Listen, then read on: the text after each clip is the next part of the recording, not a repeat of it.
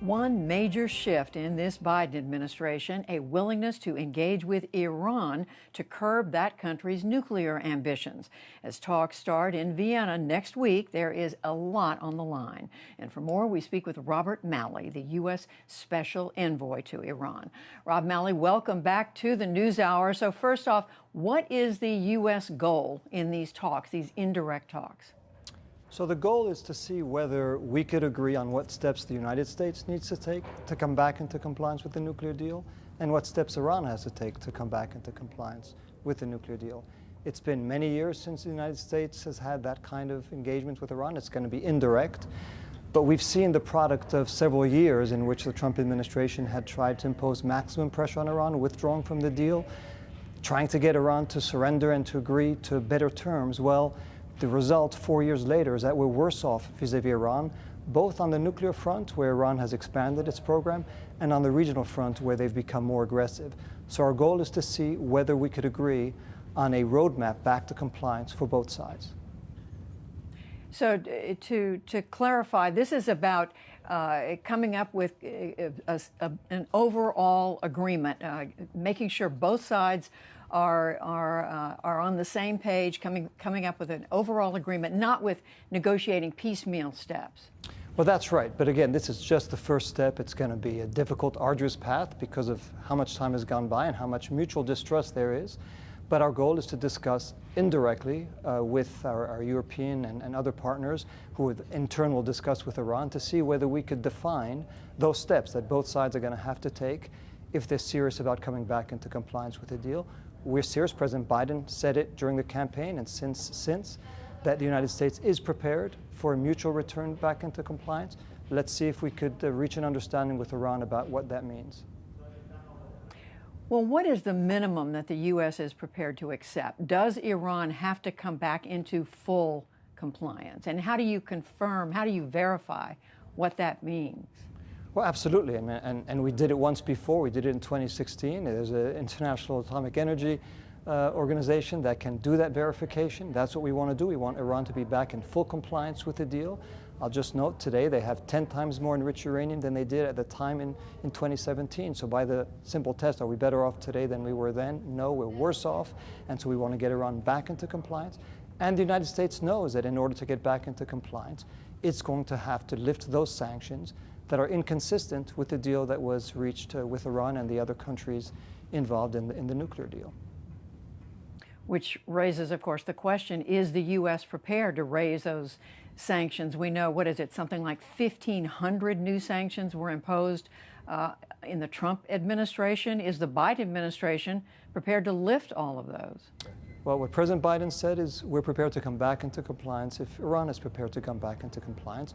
So we'll have to go through that painstaking work of looking at those sanctions and seeing what we have to do so that Iran enjoys the benefits that it was supposed to enjoy under the deal. So we'd have to remove those sanctions that are inconsistent with the deal if Iran is prepared to retract those steps and reverse the steps that it has taken in violation of its nuclear commitments.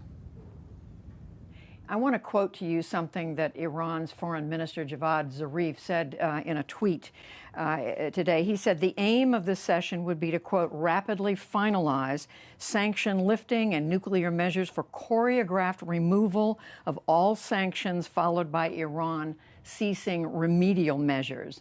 Does it sound like you're on the same page?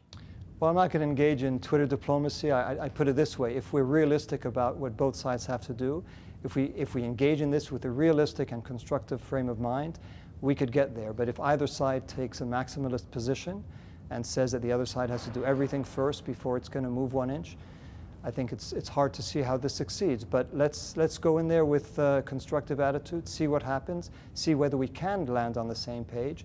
As I said, it's just the first step.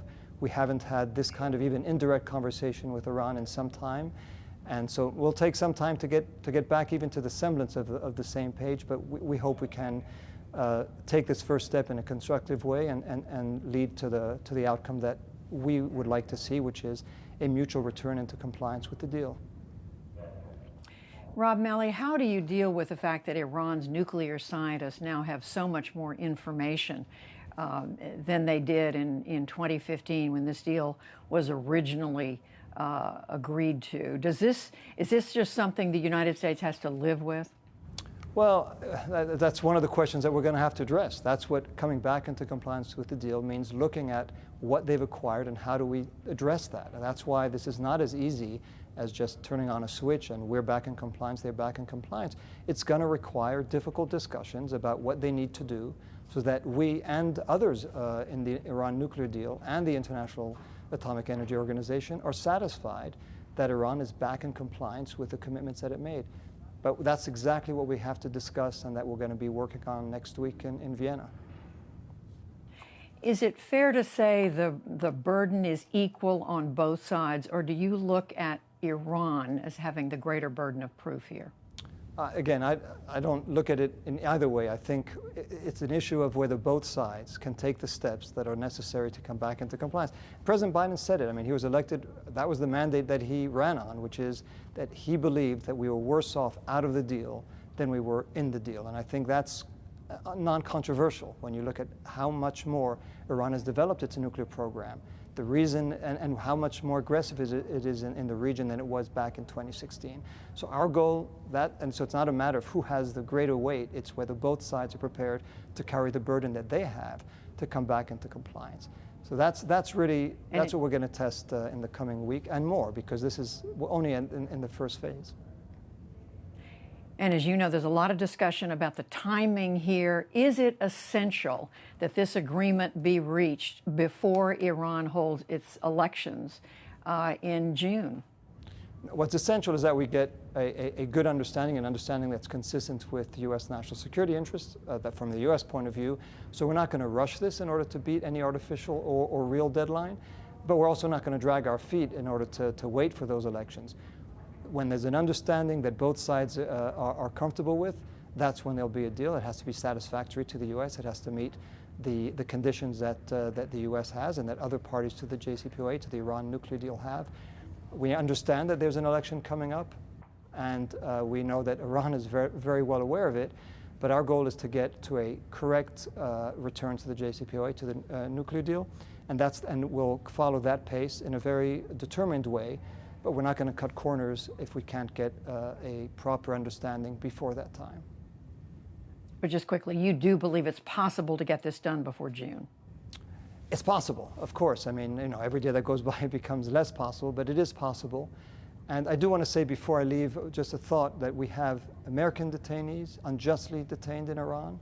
We can't forget them, and anything that happens on the nuclear side, whether we succeed or fail, our goal is going to be to get them back home.